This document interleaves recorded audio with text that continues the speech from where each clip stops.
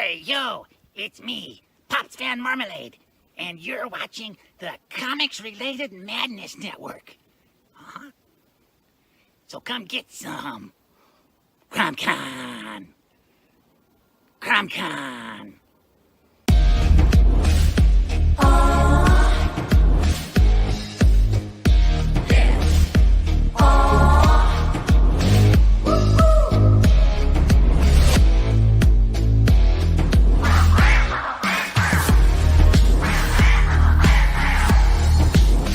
Your favorite podcast is Critical Blast.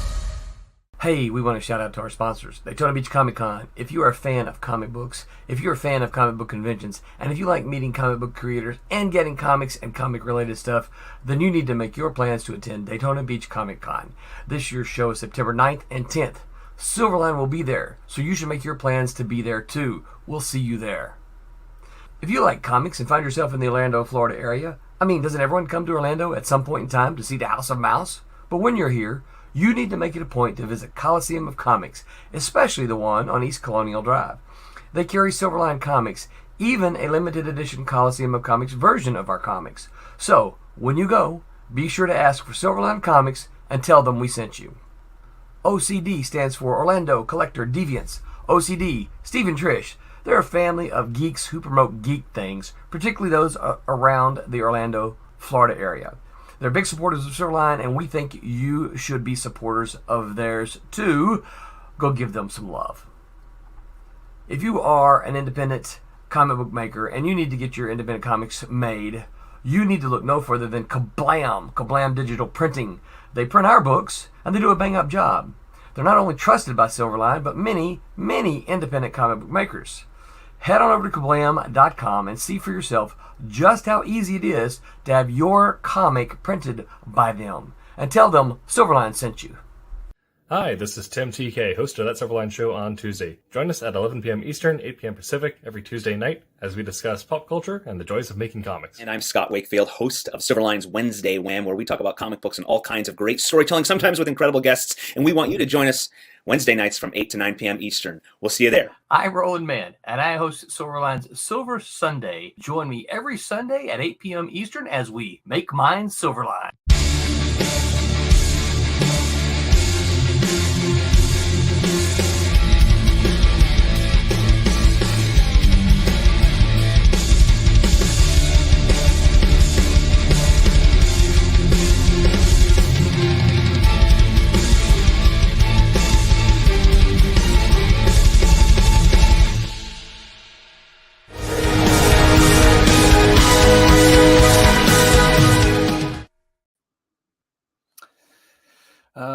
Hello, Internet. Welcome to That Silverline Show on Tuesday. I'm your host, Tim TK. I may be joined here by David Rios shortly.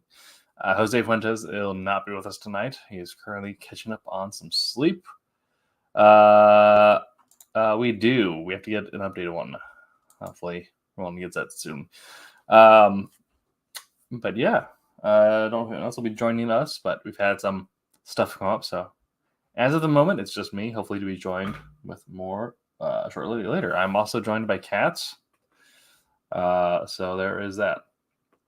Tonight we are talking about investments in comic book collectibles. So obviously, collectible comic books, as well as the grading and all that goes along with them.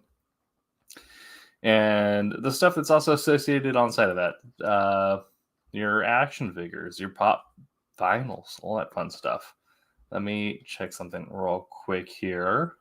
I forgot the name of the website. One second, checking something. I believe we have some news. I'm making sure we do. Oh.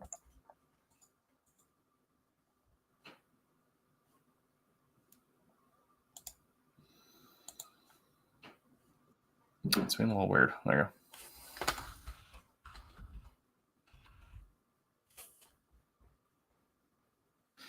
Oh, true. Vic, if you want to join, that's also something we can run.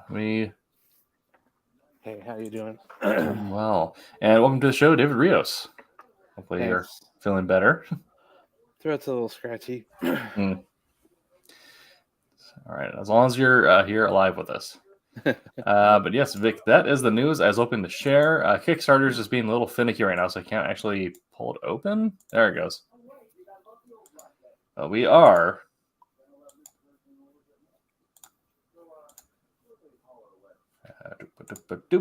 200% funded on a Kickstarter. We have hit double our goal.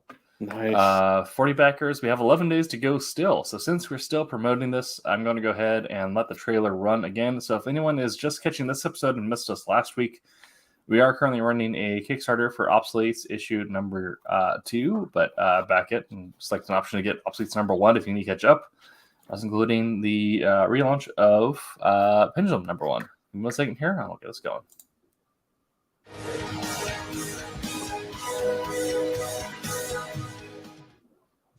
Hi, and welcome to the Kickstarter.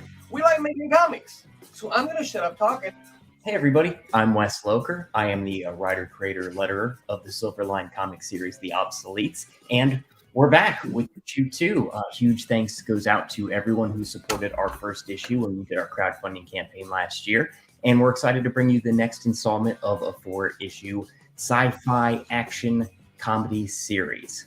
If you did miss the first issue, The Obsoletes is about a group of grizzled intergalactic prospectors who are accidentally thrust 20 years into the future, where they're faced with a very different reality. The world they knew is unrecognizable, and their profession has changed, becoming more deadly than ever. But rather than ride off into retirement, the crew of Roughnecks sets out to prove that they're still the best in the game, even if they are a little bit obsolete. The series is full of engaging characters, plenty of sci-fi action, and a dose of humor, and a ton of heart. Now, if you did miss the original Kickstarter campaign for The Obsoletes number 1, you're in luck. You can get it through this campaign as well. Myself, series artist Aaron Humphreys, inker Jose Fuentes, and colorist Haley Martin are super excited to have you. In issue 2, we ratchet things up to 11. This time around, Nox and his crew of intergalactic surveyors, who are fresh off spending 20 accidental years in hypersleep, arrive on a dangerous planet with one goal: complete an exclusive contract before Faraday and her rival group of deadly tech-savvy mercenaries. In this issue, all bets are off as both lie, cheat, and steal, and kill their way toward completing their objectives. Of course, complicating matters is the vicious, invasive alien species that now inhabits the target planet. I guess you could say it's just another day at the office. The Obsoletes is kind of my personal love letter to movies such as Aliens or Starship Troopers. I love sci-fi. I'm excited to present to readers a whole new exciting world, a cast of colorful characters. We're so glad you're here along for the ride with us, and we hope that you'll stay here for the remaining 2 issues of the series. Thank you for the consideration, and we can't wait to get the issue out to you. Thank you. Hi, I'm John Drury, and welcome to my woodshop. Now, you probably didn't come here for the nickel tour. You probably came because somebody tricked you into clicking a link to find out more about Pendulum coming up from Silverline Comics. Now, I've been asked to describe the Pendulum on account of the fact I wrote and drew the thing, but it's been kind of hard to nail down. Basically, it's the story of this super smart scientist going through his midlife crisis. Not that we know anything about that. And the way he decides to deal with it is by playing chicken with death. Now, most of us would probably try to climb Mount Everest, break the land speed record, or skydive from low Earth orbit. This guy's got better ideas. He decides to take one of those clean room bunny suits, rubber boots, and a bump cap, and run out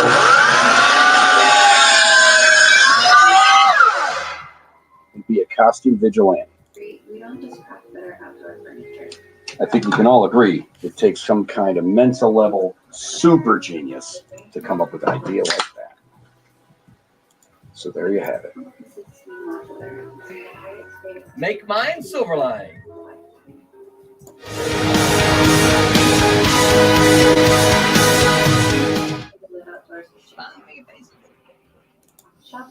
All right. Well, that is our Kickstarter ad. Again, we are 10% back on there. So go ahead and if you haven't already, place your backing, your pre-order.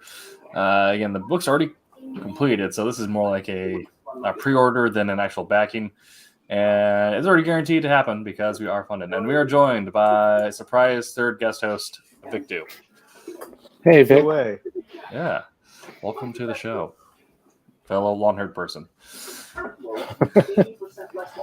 Yeah, that's not me. Well, maybe if we spend some conventions together, we'll rub off or something. Listen, That's how that works. We got to make more money for Silverline. Get Dave paid. We can get him those implants. Yeah, there you go. The Tom Cruise treatment. All right, but today we're talking about comic book collectibles. It's going to be very hard for me to think about anything other than Starfield right now because that game looks absolutely insane, and I don't understand how it's real. Anyway, so I'll open a question up to the floor first. In terms of experience collecting collectibles or comic books, I'm also currently being blasted by the West Coast sun right now. Don't mind that. But what is your, I'll start with David, what is your experience with collecting comics or the collectibles adjacent? Is it something you've put thought or intention into? Was there just something that you built your hobbyist collection and then it's just purely collecting what brings you joy, and if something you find out something that's worth money down the line, hey, great.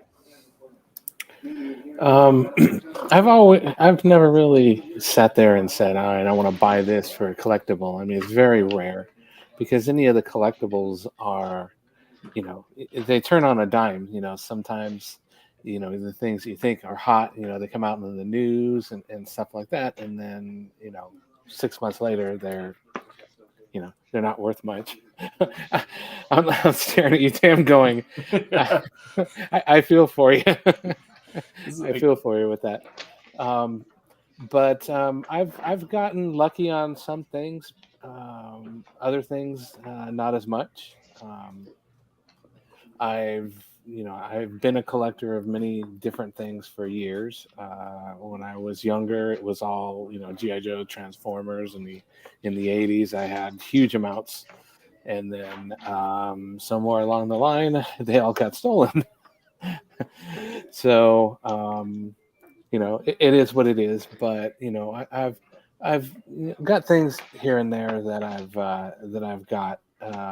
Like a lot of Lego, a lot of comics, and surprisingly, I've been kind of going through stuff, and I've run across a lot of independents, and it's ironic that Vic's on here because I start looking at some of those, going,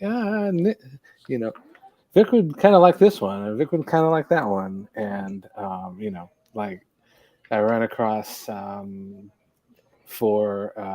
for example, some of the old James O'Barr Crows, Evil Ernie, some of the first series, the epic, the old Malibu stuff, and like way down the line, prior to Ultraverse, any of that stuff. But some of the, I don't know if you remember a book From the Darkness that was a Jim Balint book, that was an Adventure Comics book. So just miscellaneous, a lot of older stuff that I'm coming through and finding. So, but some of the things it's good. Some of the things I've got a large. I've been collecting X-Men books for a very long time.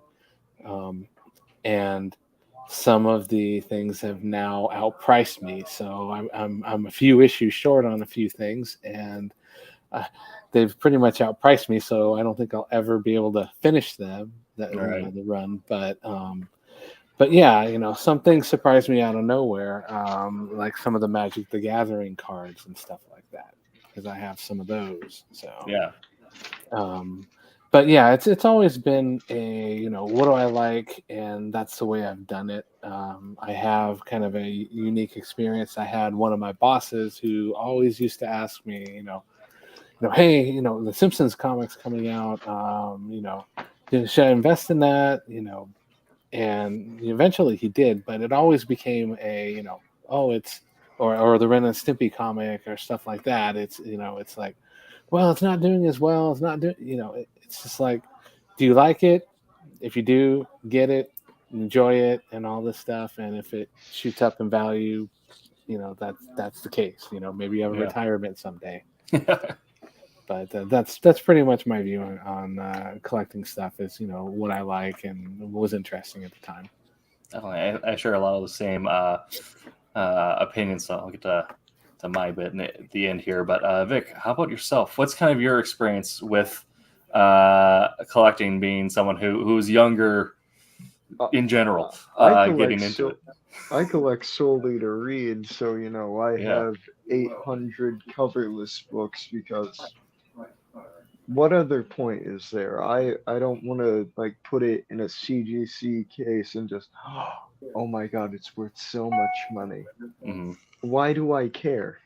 Like I know a lot of people have things about signatures. The only signed comic I have is just some random Big Bang ash can. Yeah. Nice. Like what I do collect is just Malibu that I like puff out the collection of. If I see anybody who's at Silverline's name, I'll usually just grab it. So, eventually I'll have them sign it. Unless they charge me because I'm cheap. No, that's fair. Yeah. Like I have books that are worth money, but I don't really care that this is worth money. I just care that it looked interesting. Yeah, I get that. Yeah. Or I wouldn't be collecting Malibu. Who is getting yelled at to lay down? That was my wife yelling at the cat to lay down. She did. Fair enough. All right. Speaking of which, I have this this box of comics that I was sorting through, and just a lot of things here that in reference. So you got a lot of the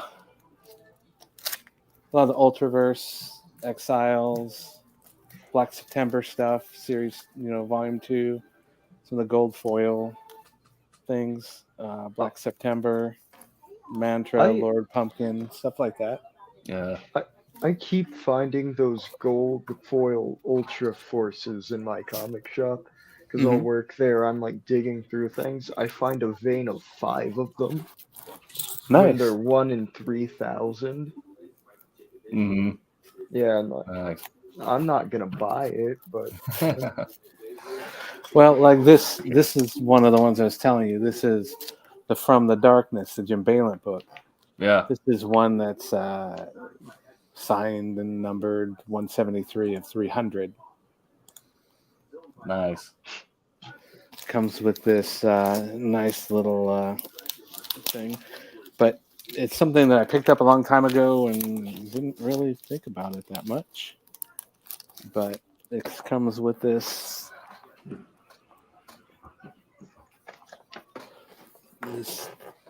signed piece here. That's dope. Jim Balent, numbers, all that stuff inside the book. So, yeah, it's just cool random stuff that I collected a long time ago. I found other stuff that I did. Let's see here. Let's see here. How many of the Tarzan Malibus do you have? The Tarzan Eternal Warriors. I don't. I don't have any of those, actually. I have managed to own 5 of those. Nice. Yeah, because I thought it was a set of all 5 issues, and then I'm just stuck with 5 issue ones that I'm just like, hey, random kid who knocked on my door trying to sell me Girl Scout cookies, take this. I hope your parents don't kill me. There you go. Not with Tarzan. Well, from the darkness, maybe, but not with Tarzan. A half-naked man wrestling a bleeding ape. Yeah, I'm definitely gonna get shot. Right. Yeah. So, back on topic, even though we're sort of on topic, but no. One of the things you got to kind of balance is, you get the ones that are like the ultra, like the chromium covers and stuff like that. You just got to kind of, keep in your mind, that those are nice and there's some things, but it's also known that those are going to be more the collectible ones. Mm-hmm. So that's where you get into things like, he's saying he finds in his comic store, there's like runs of 5 of the foils and, or the hologram issues and stuff like that. Because a lot of people kept those, and those ones screamed, oh, these are the ones we want to collect. So those are not necessarily the ones that come up that are worth a lot of money. It's the ones that people don't see. Like, with case in point, with the resurgent of Battle Chasers coming out. Oh yeah, it's today, right? Today they released. I think it's the newest, the 10th issue. Yeah. Just going through, and I have a lot of them, but a lot of those issues are going for like $100 on eBay now, and they're like issue 3 or 4. It's not like here's a number 1 that has an alternate cover and stuff like that. It's just because they were a regular series by a popular artist. I mean, he was very popular at the time because he was just off the X-Men books and stuff. So those were those were a lot of the ones that were kind of understated. And I talk a lot with it's a family friend that owns a comic shop, and he says that the recurring theme is everybody wants number 1, and by the time number 2 comes out, you can pretty much almost cut the numbers in half. Yeah. And then once you get to number 3, you can kind of cut the numbers in half of those. So that's why when you get things like Stuck in the Middle or intro people like Gambit, example, X-Men 266. Yeah. I came across, and at the time I was picking them up as I saw them. I don't know what they're worth now, but I just ran through and found a stack of like 6 of them that I have. So, just because he was popular, he was a cool character and all that stuff. Your first appearance of Deadpool in the New Mutants, stuff like that. That's where you get a lot of the the value that you don't know. Like Punchline, the first Punchline book that came out was immediately worth a lot of money because it turned out to be popular. So they really manufactured that buzz for Joker's new girlfriend. Of course you're gonna sell more. It was genius. Definitely. Sorry, I have a cat here.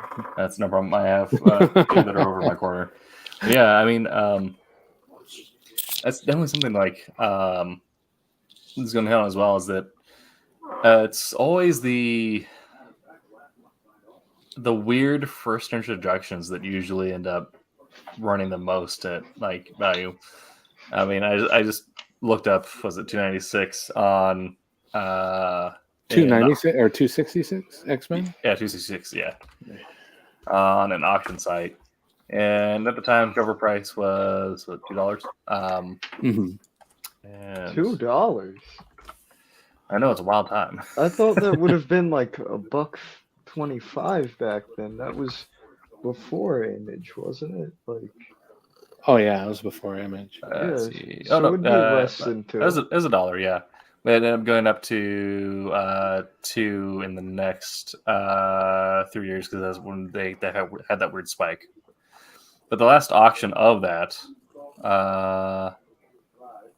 was I mean, the last auction was like the last flat sale was at 300. Damn. Wow. Yeah. Oh, dang. Sorry. Yeah. Last auction was at 420. Nice. Nice. Yeah. So I was just telling my stepdaughter about Magic the Gathering is now releasing their Lord of the Rings set. Yeah.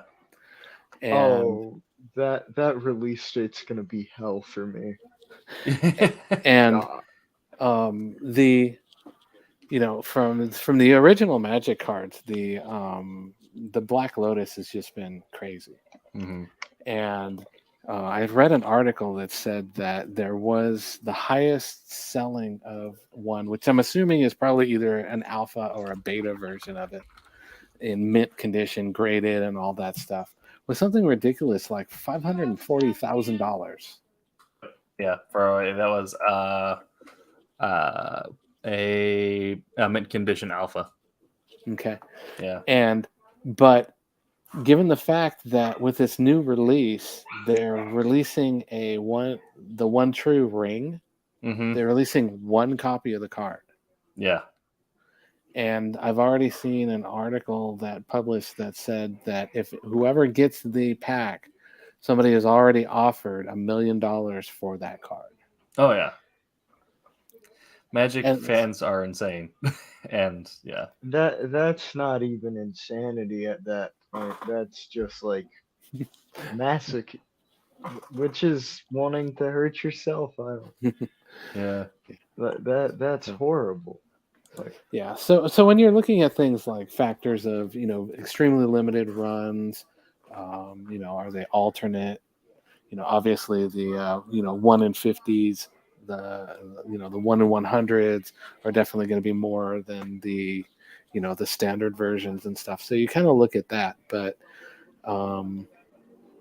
it's just a matter of what's it worth to you, and are you going to enjoy it for that? And if so, then and price doesn't matter, then that's go for it. But yeah, I mean, I definitely share the same philosophies that I don't collect to invest. Although, to answer the question of the title here, and I'll preface this by saying this is not financial advice. You should, if you want financial advice, consult a financial advisor. But any type of any sort of collectible is also a form of stock in the traditional sense, in that stock was product or item purchased for exchange. So like with purchasing stocks on the stock exchange, trying to time the market is going to get you burned more often than not, unless your full-time job is as a day trader. But if you purchase something because you believe in it or because you really like it and ends up paying off in the end, that's fantastic. That was a good investment. You can make good investments off of comics, but do it because it's something that you believe in or something that you really enjoy. Like last con I went to, I found a Distant Soils number 6 in the dollar bin. I had no idea what it was. I just saw Panda Con, man. And then like, oh, I paid $1 for a $30 comic. I'm never gonna sell this unless I'm dying in the street, but still. Exactly. Well, let's also preface this with a I don't want to say a warning, but another thing is you also have to remember that it doesn't matter what it says on paper. It's actually what you can get. Yeah, the price is what someone you're connected with is willing to pay, not what Yes. the history is. Yeah. So the Yeah, book like- may be $30, but you may only, and a lot of comic shops do. They end up sitting on a lot of stock because it just doesn't move. They wait for the one person to come in that does it. But you may, in the day, pay $1 for the book as you did, and then come out and maybe by the time you sell it, you get $5. Well, yeah. Now, Well, I say, and now, but it is interesting though because of the way that internet marketplaces have changed the entire auction landscape, regardless of what you're in. So, which is kind of detrimental to smaller local businesses because for a seller, it's almost more in your best interest to go to one of those online sites as long as like their service fee isn't outrageous, because then your buyers are you have the average price shoved in their face. And like, no, I'm charging around this average price. This is what Netflix is paying on this marketplace. So you're forcing the business, the worldwide scape of business now, to kind of negotiate the social contract of your potential real contract. Again, it depends on what the buyer is actually willing to pay you, but adding that additional context around your purchase can do a lot as far as, not having someone just offer you $10 on the street. Yeah, and you have the things too. You've got some things like the comic book store owner that I had mentioned. He does a lot of consignments, so that's another gig. You may be able to get what current price is, and then you kick 30% or whatever to the store. The stores, they're giving up space, as opposed to something that they could sell. But if it's a hot item, then they get 30% or something like that with minimal, almost no risk whatsoever. what some of the people working at the comic shop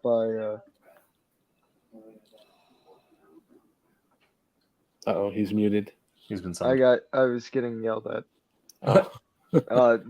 So some of the people who work there, we have 80 of this book. It might be selling for $10, but we aren't going to sell one for $10 when people are seeing that there's half a short box full. Yeah. So we throw it in the dollar bin, stop being a mook. You can say mook in PG-13, right? That's not, it's rude, but it's not obscene, right? As far as I know, it's not obscene and it's not a slur, so I think we're in the good. Okay, good.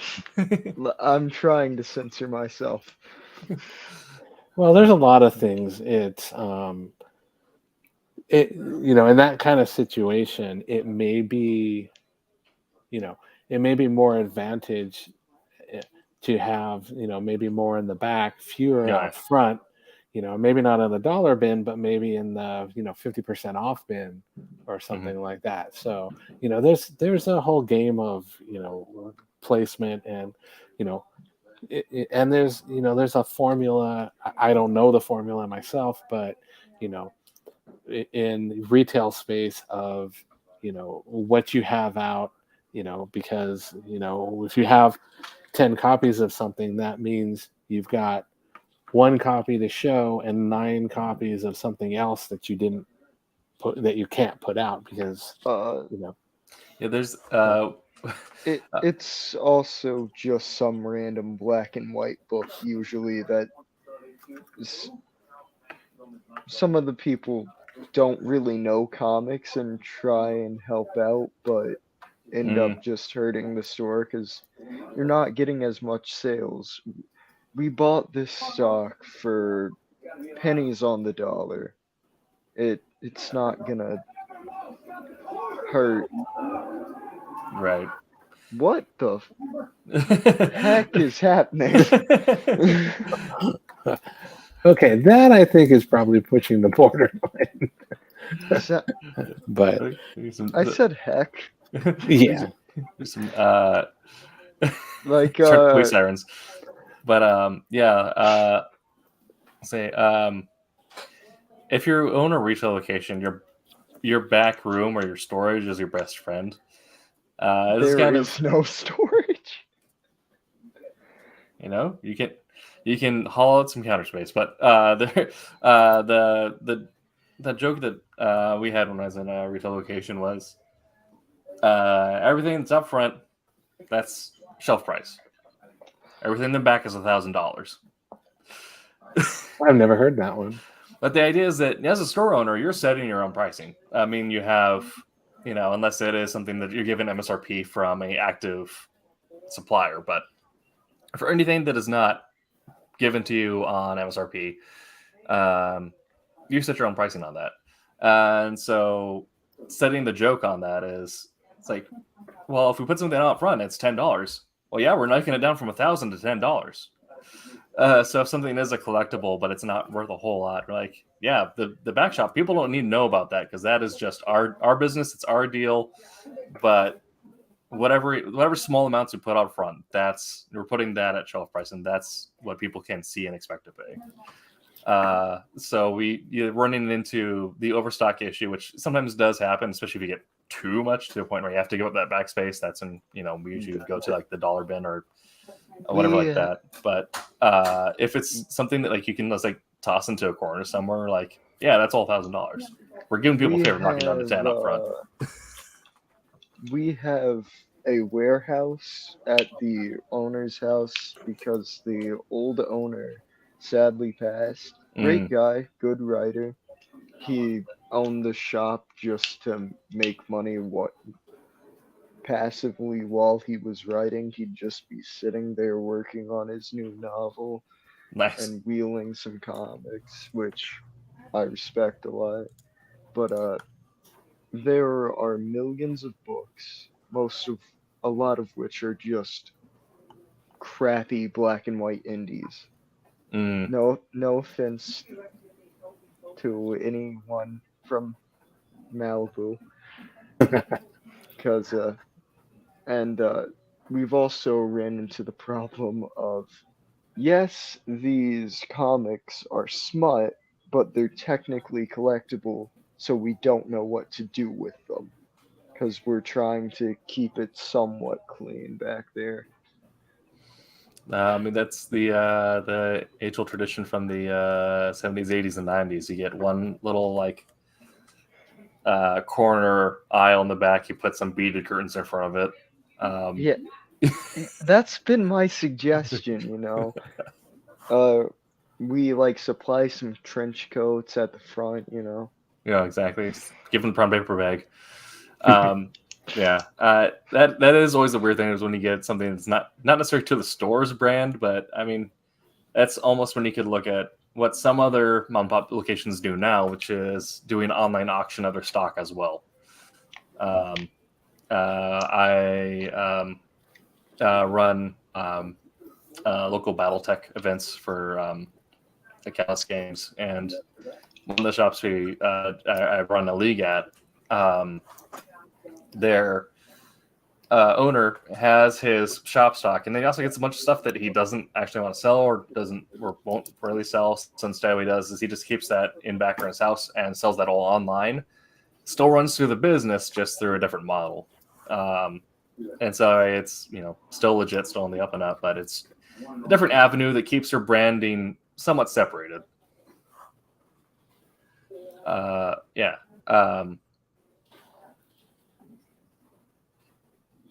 I had Samurai's going to go, and then I lost it.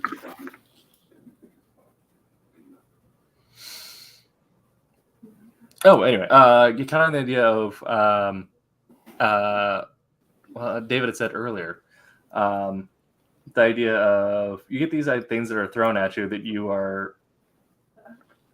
are insinuated that they're going to be the collectibles, which is, what happened to Marvel, their issue in the 90s was we have 50 different variant covers. Pick one. And the idea is that people are picking one and want you to pick up all of them. Foils and everything like that. But yeah. In the 90s, that's still going on. That's still going on. The Battle Chasers 10 is, what is it? They have... It's too many covers. I'm saying the problem was that's what caused Marvel to declare bankruptcy initially, and we thought everyone learned their lesson, but apparently not. Hey, Pops. But the comics that historically do the best as far as gaining value for the collectors are the weird one-offs that introduce a character for the first time or that are beloved by the readers initially, and then someone comes back with a lot of money, wants to relive that memory, and pays ludicrous amounts of cash to get that from someone and their 5-year-old kid. Example being highest grossing comic or highest selling comic. Standard X-Men #1, right? Amazing Fantasy number 15, first introduction of Spider-Man. Oh, I got highest and most confused. I'm a but yeah, straight cover, not a lot of frills other than it's in good condition. Sold for $3.6 million. Has that overtaken Action Comics 1? Yeah, Action Comics 1 is at 3.2. Okay. Yeah. I know for a long time Action had the lead. Mm-hmm. But if I ever had enough money to afford that, I would not buy it. I'm just gonna be honest. Well, it's kind of it is that it's either someone who loves the character so much they have their first introduction. Because I imagine the Amazing Fantasy one is someone who is just a Spider-Man diehard.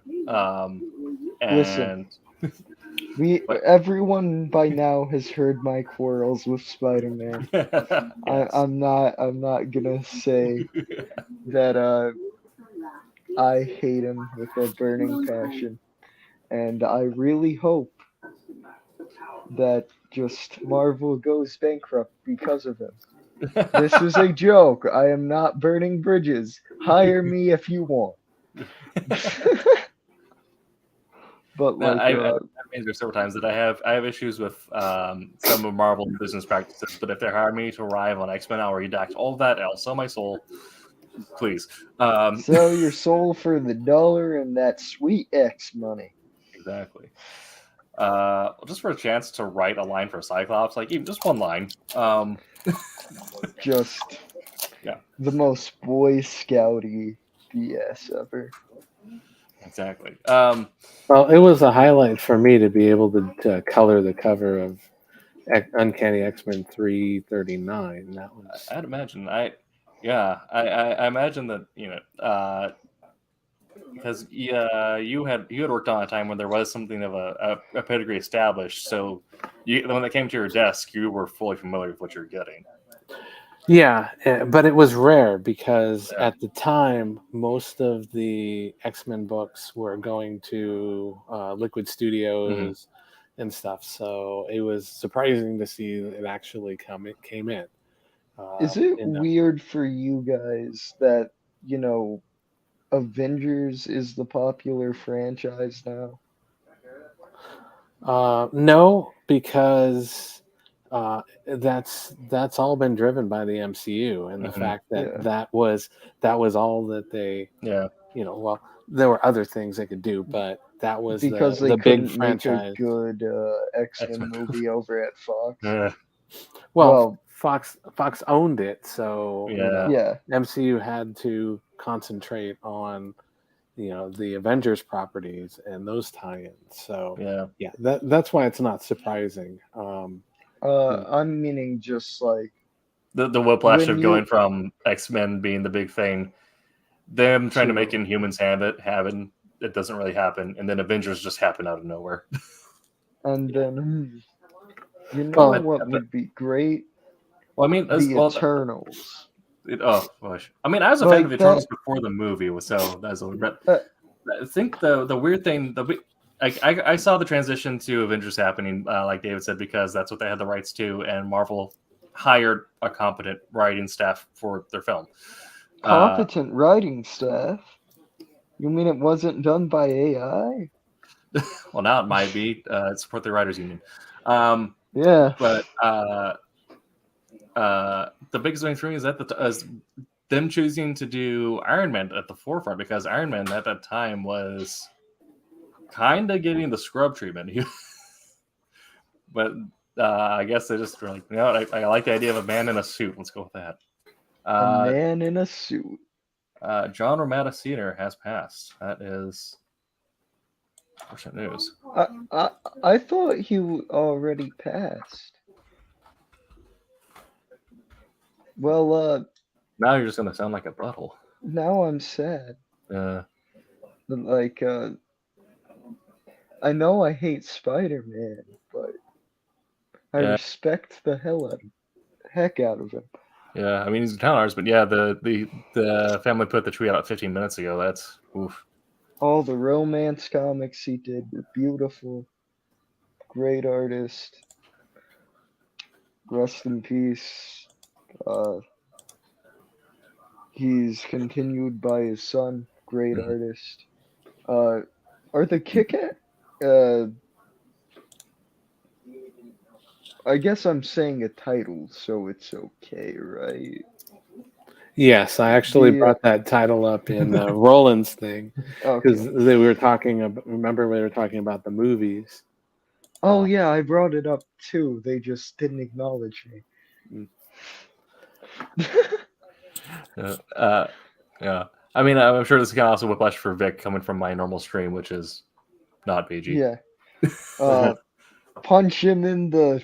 Yes. Yeah. But yeah, that's unfortunate news.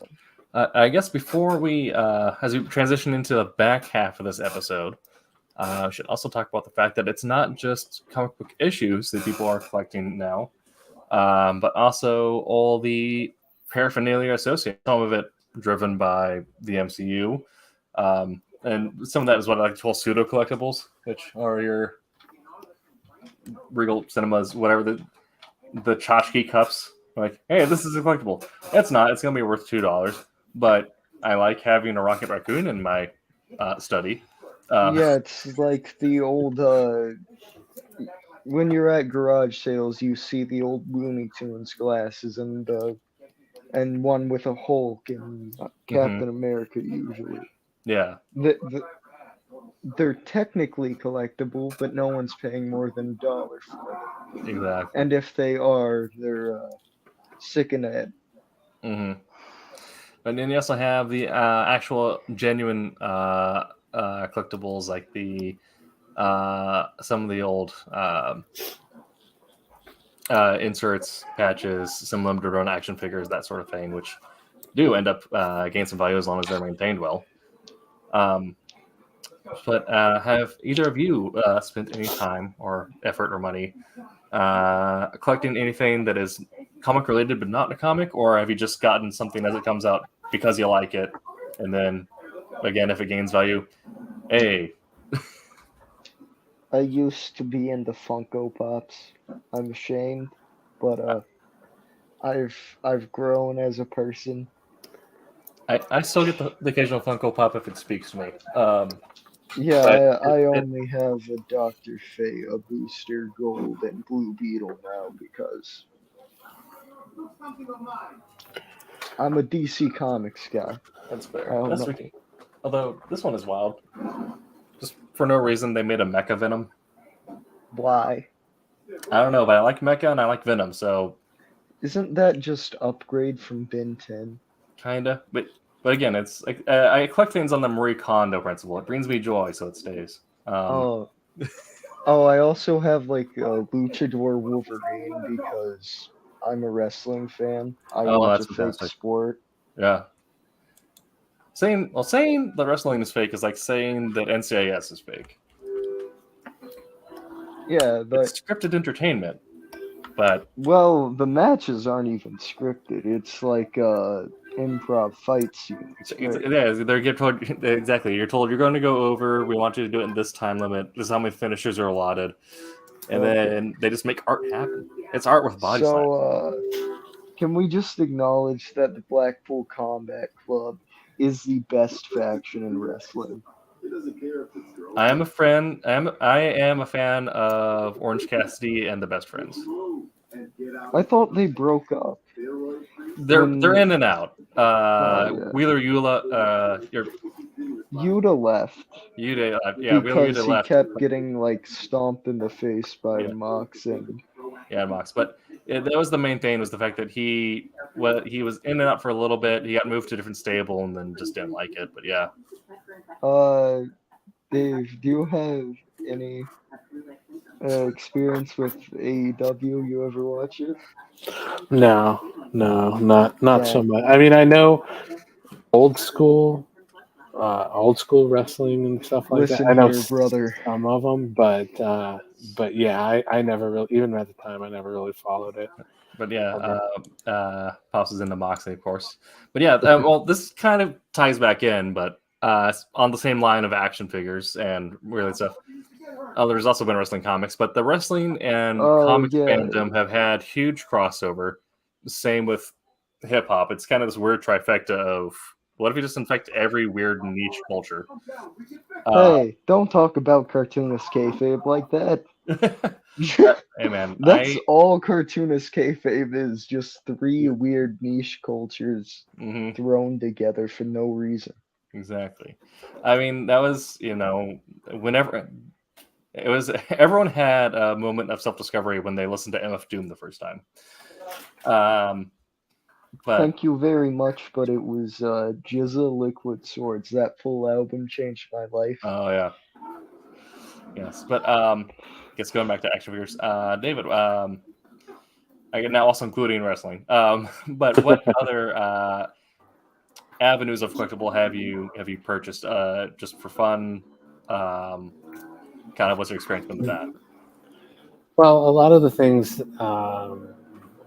things I collect now are like a lot of Lego figures. There's a lot of really cool sets relating specifically to comics, like the Daily Bugle set. Oh yeah. Just wonderful. Punisher, Firestar. First time we ever got Firestar, the Lego figure. Wait, there's a new one? There's a new Daily Bugle? Didn't we just get one No, it's 3 years ago? Yeah, it was about 2 years ago. I didn't realize Firestar was in it. Yep. Then there's the Ultimate Spider-Man one, which I want to get, even if I have sour thoughts on the show now.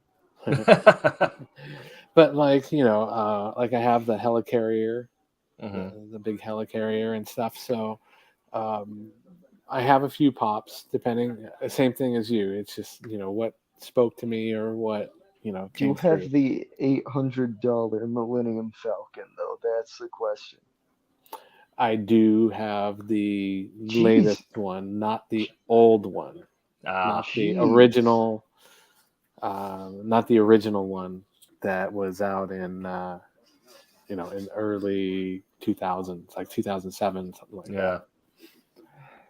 I have a wall of just all different kinds of Lego and stuff. But as far as pop go, like I said, it's stuff that kind of spoke to me. I have the Unicron, the big Unicron figure that just came out last year at San Diego Comic-Con.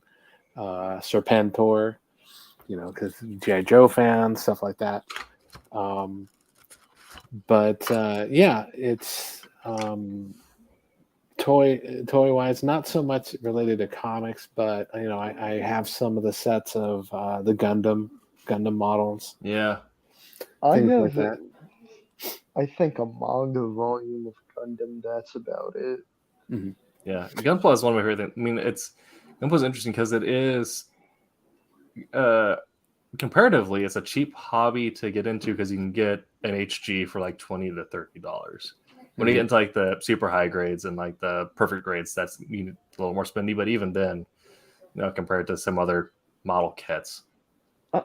Have you noticed that people act like comics is a really expensive hobby? You need $5 a month. Just depends on how deep you want to go. Well, I guess that's true of any hobby. You're not gonna have much for a long time, unless you got like a really nice quarter bin. But $5 a month can get you started in comics. So stop being a coward, support comics, buy my stuff or I'll hit you. Right, so I think I'm a fan of indie creators who have embraced doing trades as well, because I always view comics the same way I view like purchasing a movie. Like if I purchase a trade, that's what, $15 to $30 depending on the publisher, maybe more if it's like the higher end. Same if I purchase a DVD or Blu-ray. So it's kind of, I'd rather As have a writer, Well, sorry. Go ahead. Go ahead, Vic. do you ever like consider buying artist editions as a writer? Or yeah. are you, I'm One of the main reasons why I got the IDW collection of Metal Gear Solid was because it had the Ashley Wood sketches. Also, I got the stuff after this X-Force run. Speaking of completed collection, oh no, that's the wrong X-Force run. I have too many X-Force runs over here. But there is the run that was illustrated by Rocky Kim. no idea who that is. No He offense. is just some dude out of South Korea, but his art style is fantastic. So I had to get everything related to that afterwards. I've seen some great South Korean artists. You know. But yeah, what was that you're saying, David? Well, I was saying, what I was trying to say was with a lot of the things like, for example, the Gundam stuff it's not traditionally a comic sense. Initially, it's I think it's more driven by manga, which is a form of comic, and animation and all that. But then you get a lot of the comic adaptations, like some of the early stuff that I would follow was the Stardust. Was it Stardust Memories? Gundam 083. What about what? When I hear Stardust, I think of something else. No, it was basically Gundam 0083, or part of the Universal Century, and that's where I first started getting into Gundam and stuff like that.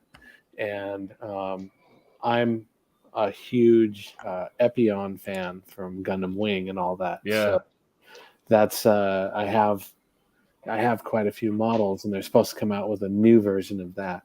But that also, like I said, that also transitioned to comic adaptations of some of that stuff too. So he's off to go look for something in particular. Tim's doing what I've done 18 times. Uh-oh. It looks like he's got... Man, this guy stink. Oh crap, he's back. We gotta stop talking crap. And yeah, that's it. Yeah, it's the same deal where I got into it and then just the same comic brain takes over. And Virtue. Virtue from Zero, and then also I got most of everything from 00 and from Iron Blood Orphans, and I'm currently working through Speed. Every time I try watching Gundam, I go for Iron-Blooded Orphans, and then I can never do it.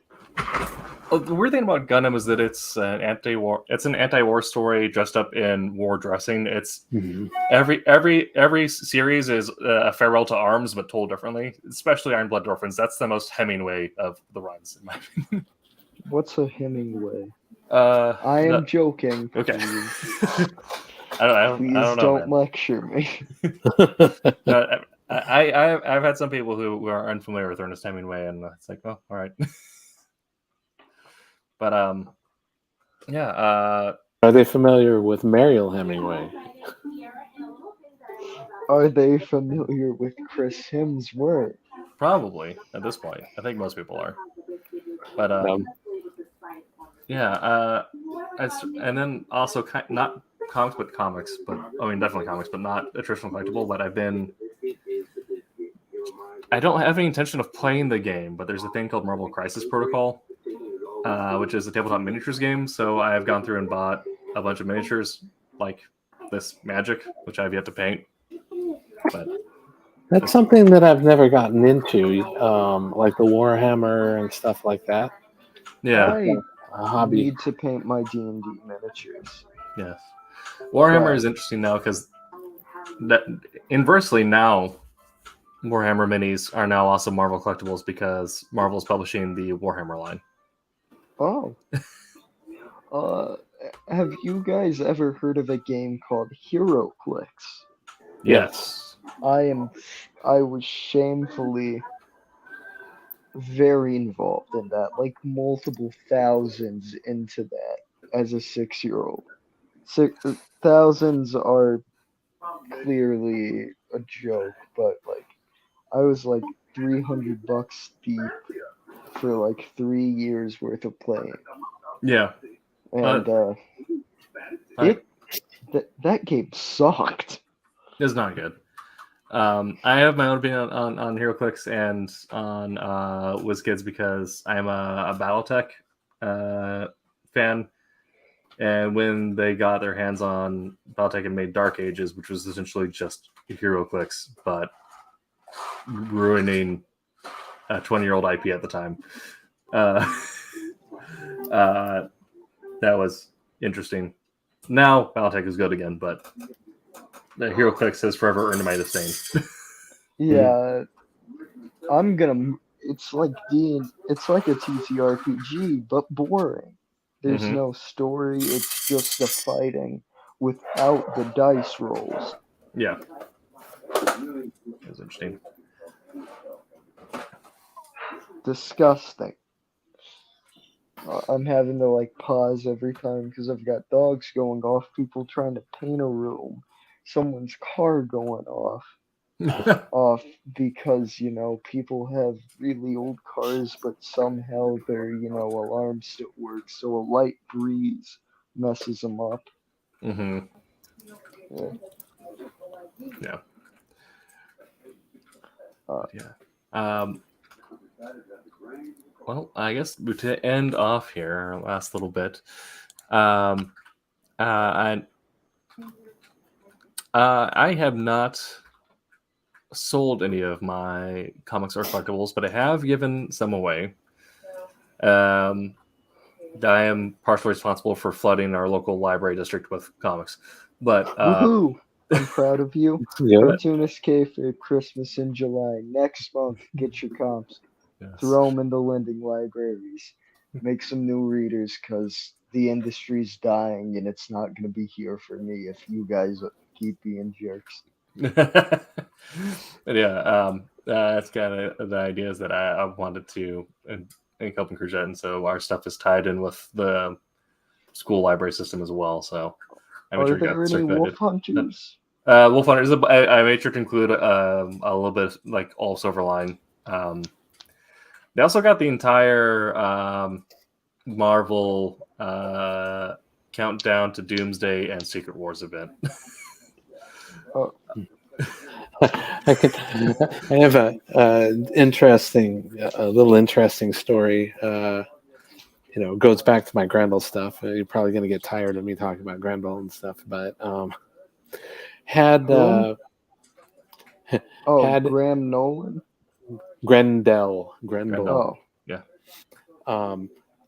Where I was in a comic store and these people, just random customers, came in and they had a daughter or whatever that's really enjoyed Grendel and all that, and she was saying that the only one that I don't have is 6. You have it, and the store didn't have it, but ironically, out of everything that I had actually had a double of that one issue. So I said, hold on right now. So I got in the car, I drove home, got the book, came back, gave it to the girl. Here you go. Keep reading. Your set's complete and all that stuff. Just they had it. Didn't try to undercut the comic store or any of that stuff, or try and sell it to them to sell it to anybody. He's like, here you go. Here's a gift. But the ironic thing was, on the way back, I got a ticket. Oh no. because I'm like, well, I don't want to keep them waiting. I don't want to keep them waiting. I don't want to keep them waiting. So I was like a little bit over the speed limit. Got actually my only ticket in my life. Nice. But it was one of those things where, even at the end result was, she was so happy that she got it and everything, and that I could help with that. I was like, hey, cool, here you go. So, excuse me, sorry. So I know that feeling of being able to help somebody, and regardless of what it cost you or didn't cost you or anything, if you can, help somebody and brighten their day with stuff, as donations or whatever, I think it's awesome, and, Tim, you're donating to the, the library and all that for resource material is great. Yeah, definitely. Yeah, I want to use that as a way to open the conversation to see if anyone has had any, well, we kind of got an answer to that, but an experience either selling or donating something that would be considered collectible, and what that experience was like for you. So we got David's experience, and that his time giving up a collectible actually made him spend money. I was very strapped for cash last week, and I sold $50 worth of stuff somehow. All right. I don't know how. I get treated better because I work there for free. So that's usually the way it goes. Is it? Yeah. Well, we'll give you. I help out. I get free crap, and then if I'm selling stuff, we're gonna give you a better percentage of what it's gonna get for Nice. us. Then it was for a fair that ended up sucking. Yeah. Yeah, like there wasn't even like a wristband available. So I was, and it was $1.50 a ticket. I was drained. I lost that 50 within 20 minutes. Wow. Yeah. And then I donate a lot of stuff. Whenever a kid comes in buying Pokemon cards, I spend, an extra $1, give them something out the dollar bin. Try and indoctrinate these children. Yes. Indoctrinate children into comics. Mm-hmm. It's better than the other indoctrination that's happening. Like these Pokemon freaks. Yeah, exactly. Like, this is going to be cheaper in the long run. That's the thing, is like, still comparatively, comics as a collection hobby is still cheaper than other collection hobbies. I mean, look at Magic the Gathering, Pokemon, Yu-Gi-Oh. Well, Yu-Gi-Oh is actually decently priced somehow all around. Yes. I think it's because Konami is just, that's the one company. All you gotta do to play Yu-Gi-Oh, you buy like 3 packs a month, and then like 3 structure decks. That's honestly like, I had a meta deck for a little bit. You meta sheet bad. But then I went through and just bought 3 of the Darkfold structure decks, smashed them together. I'm like, all right, this is a higher win percentage now. I have ice barriers that I play when I play. Nice. So, because they unbanned the card that made it bad, because you were limited to 1 of this card, so the deck just horrible. Yeah. But then, you can have as many as you want. Well, I am tearing up every single time I play. Mm-hmm. And I still get to throw in my Black Rose Dragon. Nice. To get back on subject, comparatively, there. Nice. Comparatively, comics as a collection is still cheaper than most other things. I mean, Warhammer 40K, like most tabletop miniature games, the average buy-in price for a full army is around $1,000. Wow. Yeah. I did not do that. Dang. I bought secondhand, and I have 3D printer. eBay's your friend. How am I gonna put this? We gotta figure out a way to undercut these manga people. like, why can't we be charging $10 for 108, even like 60 pages? You know? Yeah, I mean, I believe it just has to do with their the way that their cycles work is wildly different to our own because a lot of their stuff outside of like their like soul mangaka type things, a lot And of it's so better than American comics. yes. Oh, I'm one of those people. That I've known a couple of people. One of them used to be on the show, but I'm an otaku. yes. Well, that Their cycle runs wildly differently compared to ours. yeah. Because a lot of times their main like single issues before they become put in volumes are 20 done as pages a 20 week pages in a monthly magazine. magazine. So the book But, doesn't need to make up a whole lot of money. It's all being shared by that magazine. Listen, kids, you know what otaku actually means? It means you're obsessive. Yeah, so you're not an otaku, you're a weeb. Thank you and good night. Yes. Go watch your My Hero and Threaten Children or something over like liking some random character.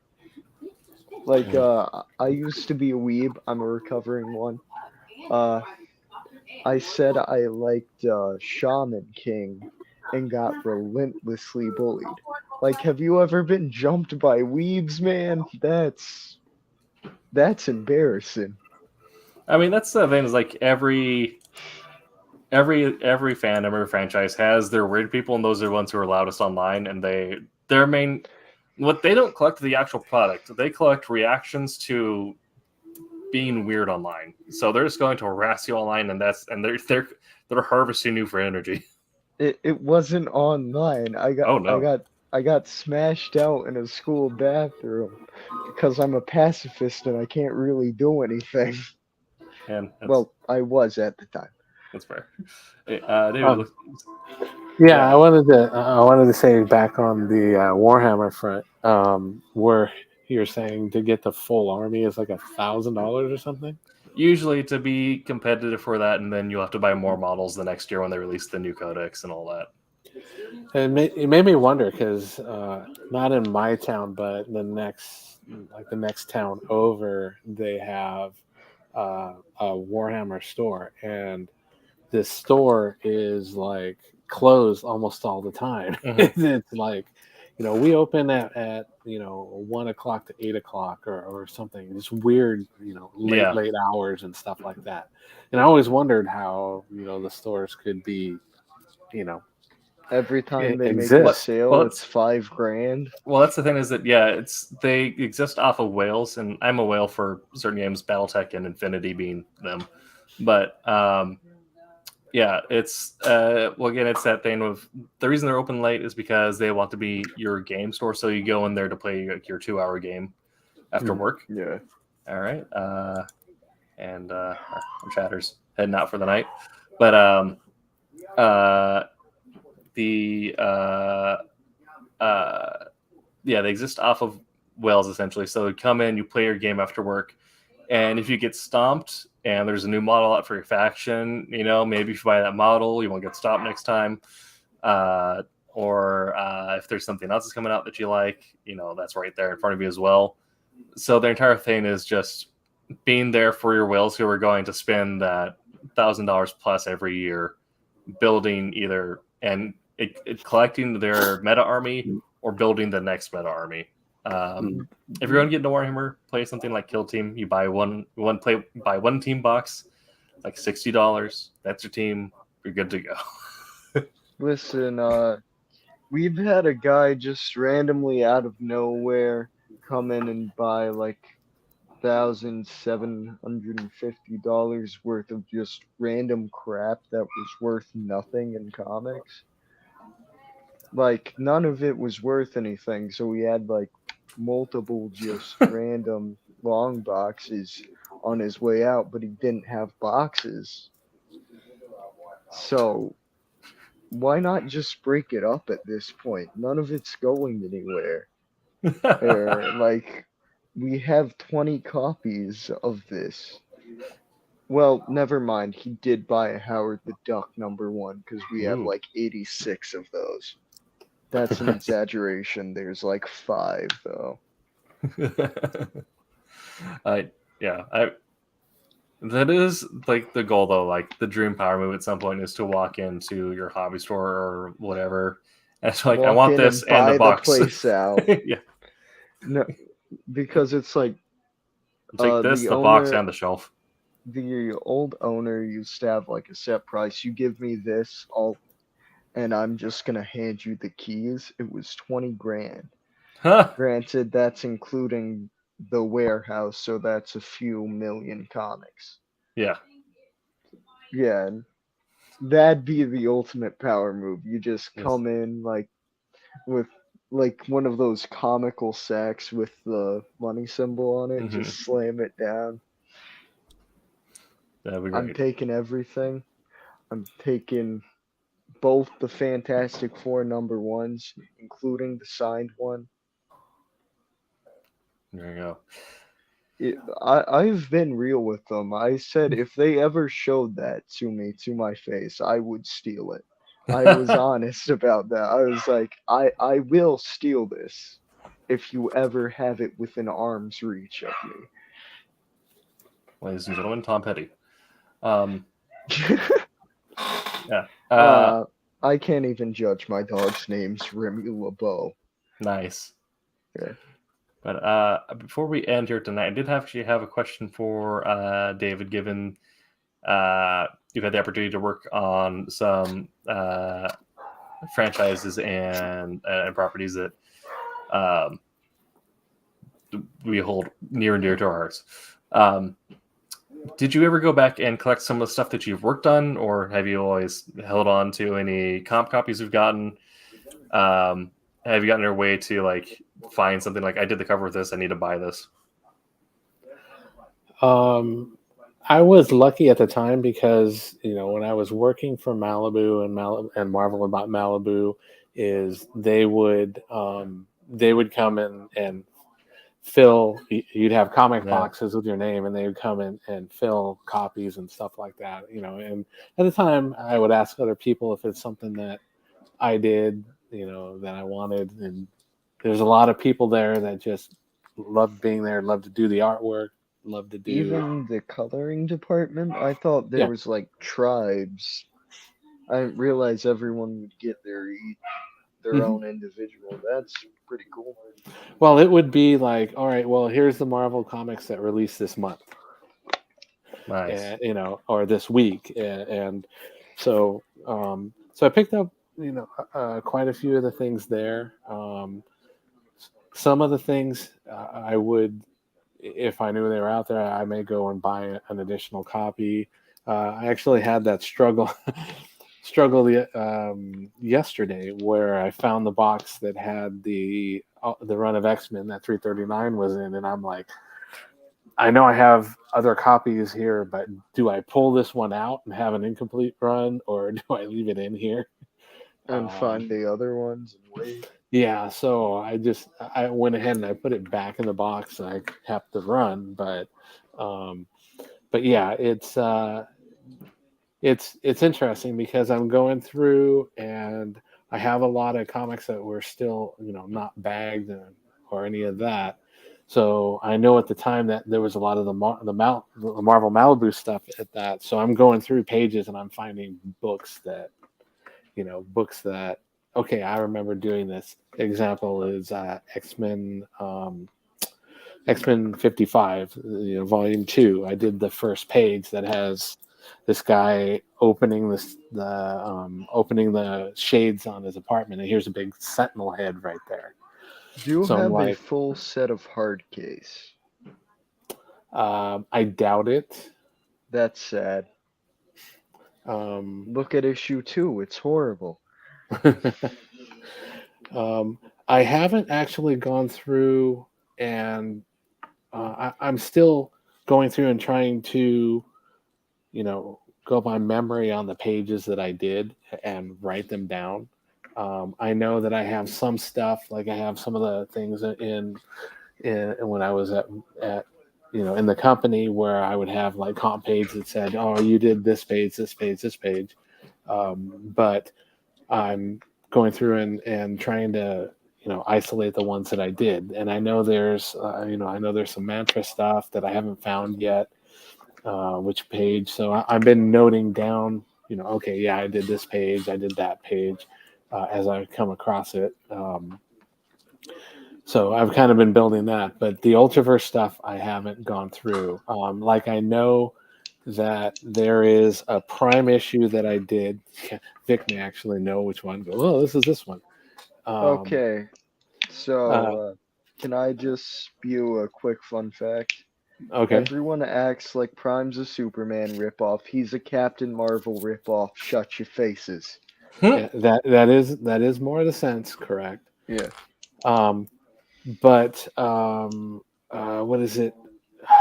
Was the character Ultra Prime the alternate version of the evil version of Prime that had The one where he has long hair and's like a punk rock guy? No. It's The one with spikes everywhere? where his like face is cracked and energy's coming out. Okay, I got you. I know. I remember one of the first pages I did there is I did a page that had it and had him up in one of the panels. It's one of the early primes. I want to say maybe something like 2, 3, 4 around that area. I just have not found that issue yet to go and say, all right, well, this page, this panel, but I know it's there. I know I did an Exiles that has Razor Claw on it. Razor Claw. Yeah, so I think it's Razor Claw, or is Razor Claw? Looking at some of the stuff that just Malibu came up with is laughable to me, because some of it's literally just, we need a villain. What is Rob Liefeld doing? Let's do it again. That's something we'll get into in another week. It's just the nature of our comics, especially at the start of the Speculator boom. Speculator and the once I'm thinking of.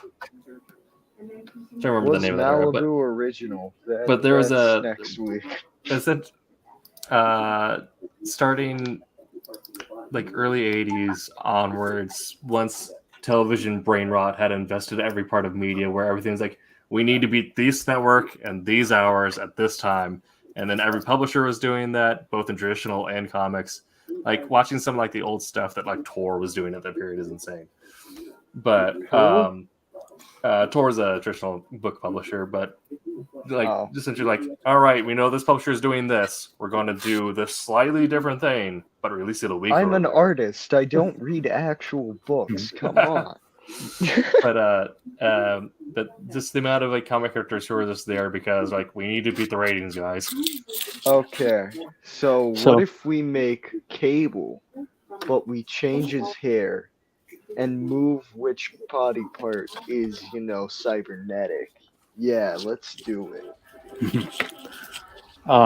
So just example, I mean, this is from an Exiles book. I don't remember offhand what it is, but this was a page that I did in Exile. Oh, it's Ripclaw. Ripclaw. Ripclaw's the image character from Top Cow that is very much resembling. And then this was a Prime issue, just an example. This is not the same Prime I was talking about. Right. So it's just a matter of I need to go back and trace exactly which books these are on. So I have a whole bunch to go through. I just can you zoom in on the left half?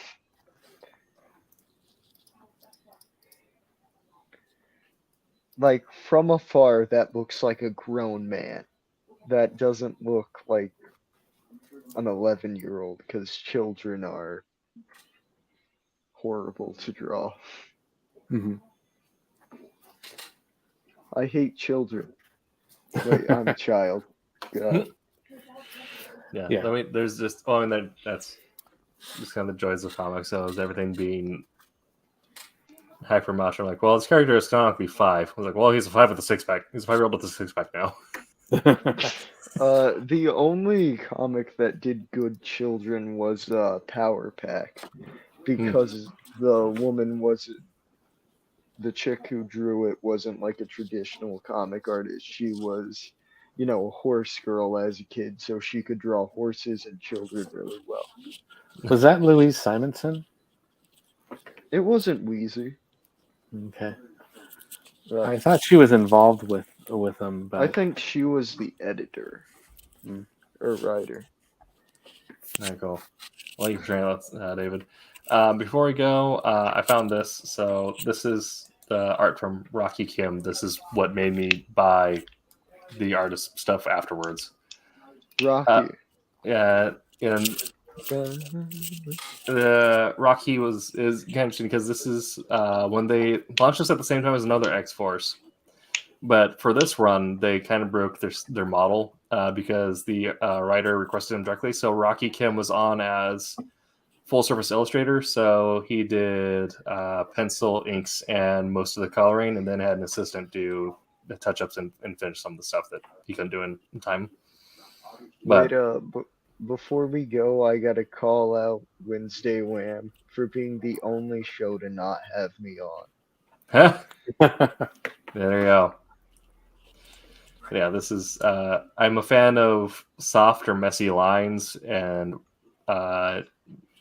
hypercolor. So combining the both with a very Metal Gear Solid inspired like tactical approach to X-Force, I'm super into it.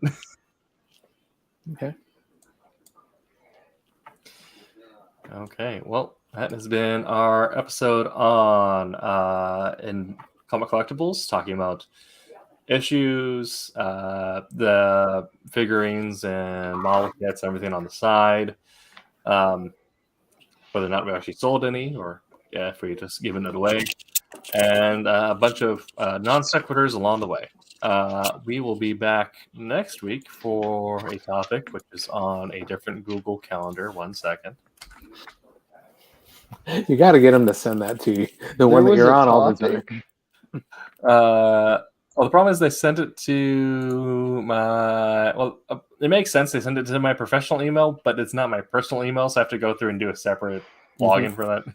Yeah. Yeah, I have to send stuff to myself to have my my scans from Office Depot on my professional email.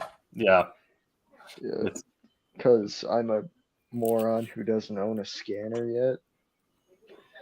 I mean, also getting like a good quality scanner can It's cost worth more than my life. Well, it depends on what you want. Yeah. Most people are doing the smaller multifunction copper scanner and then piecing the pieces together. But if you want an actual 11 by 17 scanner, yeah, those are crazy. I don't have that. I don't have that. I'm going to.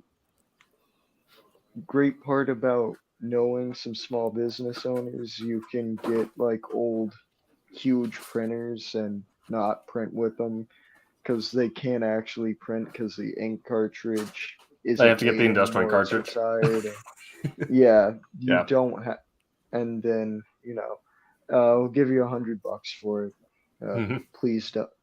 And you get it sometimes, or you get laughed out of the place. Either or. Yeah. Next week we'll be talking about history of costume changes. So kind of how earlier we talked about last month we talked about overall hero changes. This next week we're narrowing it down just to costume and not necessarily touching on costume and graphic design, not necessarily touching on narrative or power changes. But you can pretty much talk the entire show on the 90s. Oh my lord, yeah. And the big pockets and just the 90s, the big pockets, and then Disco Wing. Yeah, and also the Marvel revival coming and going into Marvel now once they started getting some money, and they're like, all right, every year it's a new issue, #1, new artist. I'm like, all right, well, I can't draw like the last guy, so we're getting a new Venom. deal with it. Yeah. Yeah. I actually liked some of the Marvel Now stuff. I like some of it as well. That was they had an idea of making Marvel more easy to jump into for people who were afraid of, do I need to read 60 Years of Spider-Man? So I like the Fantastic Four stuff solely because I have an unhealthy obsession with She-Hulk. As we all do. Yeah. Shut up. Well, Yeah. But no, we'll be back next week with that. But until that time, make mine Silverline. I don't have get one of those Dave yet. one already. I know. He needs to get me one. I'll send you one down there. I have a bunch of left over. All right. See you next week, everybody. Hi, I'm Bill Black. I created FemForce. But you know what? Today, make mine Silverline.